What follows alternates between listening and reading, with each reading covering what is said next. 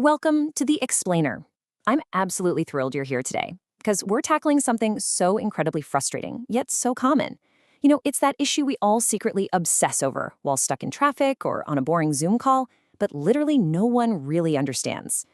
If you've looked down at your hands lately and noticed those fine vertical lines running right up and down your fingernails, or maybe the tips are splitting into these fragile little pieces, well, you are in exactly the right place. Today, we're completely changing how you look at your hands. We're diving deep into the dermatological science to bring you a professional, science-backed cure for brittle, aging nails. We're going to look past the surface, figure out exactly what's going on at a microscopic level, and most importantly, how to fix it naturally. To get us there, we've got a super clear, structured treatment plan for today's explainer. We'll kick things off with Part 1, the aging nail myth. Then, Part 2, the brick and mortar mechanism. In Part 3, we'll track down the everyday lipid strippers. Part 4 covers why buffing destroys nails. And finally, Part 5, we're going to walk through your concrete step-by-step lipid recovery routine. Okay, let's jump right into Part 1, the aging nail myth. We really need to start by reframing how we think about this whole problem. So, are vertical nail ridges truly just an unavoidable sign of aging? I'm willing to bet someone has told you, maybe a well-meaning friend or even a nail tech at a salon, that you just have to accept these splitting, fragile lines as a normal part of getting older. And it is incredibly frustrating, isn't it? Being told that this highly visible aesthetic concern is just an irreversible fact of life. But dermatological science tells us a completely different story. It is definitely not just an unfixable sign of aging. What you're actually experiencing has a clinical name. It's called onychorheriasis. It's characterized by those longitudinal nail ridges and splitting, but here is the absolute crucial point. It is primarily caused by lipid depletion right within the nail plate. By shifting our focus away from this vague, mysterious idea of aging to a very specific biological deficiency, well, suddenly we have power over it. It's a totally treatable condition. Your nails aren't just getting old, they're literally just starving for vital lipids. All right, moving on to Part 2, the brick and mortar mechanism. Let's zoom in and look closer at the microscopic level to see how a healthy nail actually functions. The architecture of your nail is actually surprisingly simple. Think of your nail plate literally like a brick wall. On one hand, you have your keratin cells. These are the flat, hard bricks of your nails, and on the other hand, you have the intracellular lipids. This is your cholesterol, your squalane, your fatty acids. These act as the highly flexible mortar that binds all those hard keratin bricks together into one smooth, solid surface. The structural integrity of your entire nail plate relies entirely on having this specific lipid composition. So, what exactly happens when that mortar goes missing? Well, without that lipid mortar, the nail plate dehydrates from the inside out. The dry keratin cells actually start to shrink and contract unevenly away from each other. And because they've lost that flexible binding agent, they fracture, creating these microscopic vertical fault lines that eventually crack and split right open at the edge. In dermatology, this is called transepidermal water loss.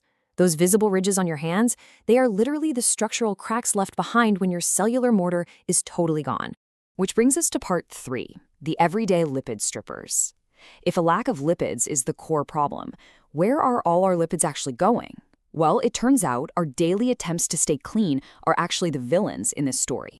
We are constantly surrounded by everyday culprits. I'm talking about grease-cutting dish soaps, harsh daily hand washes, and alcohol-based hand sanitizers. Now sure, as our bodies age, our natural lipid content does drop a bit, but chronic exposure to these everyday organic solvents, it violently accelerates the whole process. Think about it. When you vigorously rub an alcohol-based sanitizer gel all over your fingers or scrub pots in the sink with heavy-duty dish soap, you are actively delipidating the nail plate. You're literally dissolving and stripping away your nail's structural moisture barrier, and that sets off the exact chain reaction of internal dehydration and keratin fracturing we just talked about. Okay, this brings us to Part 4, why buffing destroys nails. This is a really urgent pivot for us today because once those ridges appear, human nature kicks in, right? We immediately try to fix it, but the way most of us try to fix onychorheriasis is, hands down, the worst possible thing you can do. Listen very closely to this clinical mandate from the Journal of Cosmetic Dermatology. It states physical abrasion or buffing worsens long-term dystrophy by removing protective dorsal layers. Honestly, this should be a massive wake-up call. Dermatologists explicitly warn against sanding down these ridges. When you grab one of those heavy sanding blocks to try and smooth out the texture of a dry nail plate, you are completely ignoring the root cause of the problem. Grinding those lines smooth permanently thins and weakens an already incredibly fragile nail structure. We're essentially treating our own hands like a piece of distressed living room furniture. Think back to our brick wall analogy for a second. The wall's already crumbling, right, because the mortar's missing. Taking an electric sander to the remaining bricks doesn't magically replace the missing mortar.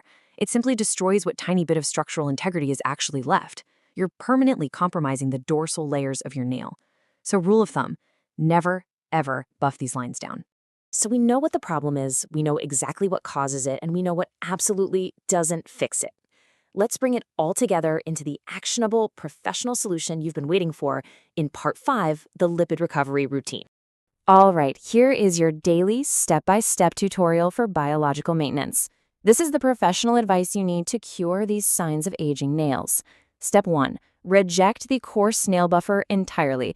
Literally, just throw it in the trash. Step 2. Apply high-affinity squalane and biomimetic phospholipids every single day.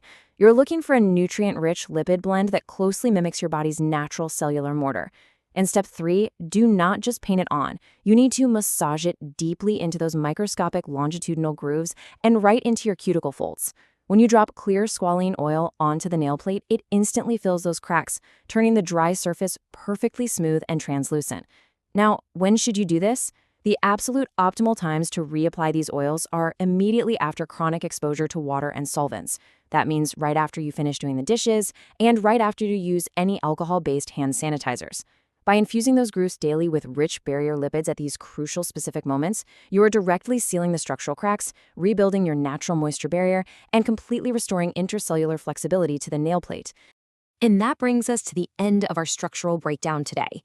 But before we wrap up this explainer, I want to leave you with a bit of a provocative question to ponder. If vertical nail ridges aren't actually an aging problem at all, but rather just a simple lack of structural lipids, what other unavoidable signs of aging are actually just a lack of proper biological maintenance? It really empowers you to question all those cosmetic myths we've been sold over the years, doesn't it? Thank you so much for joining me to explore the fascinating science of your hands. And be sure to tune in for more science-backed routines. See you next time.